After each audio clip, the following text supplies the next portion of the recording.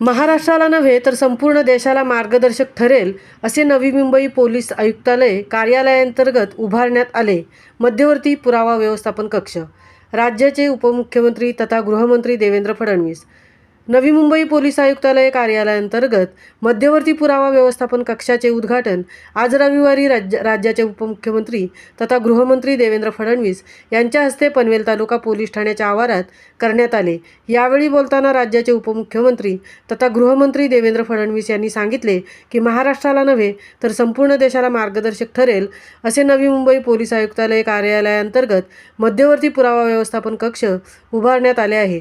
तसेच यावेळी NRI police Thane व तळोजा पोलीस ठाणे येथील पुरावा व्यवस्थापन कक्षाचे देखील ऑनलाईन प्रणालीद्वारे उद्घाटन झाल्याचे त्यांनी सांगितले।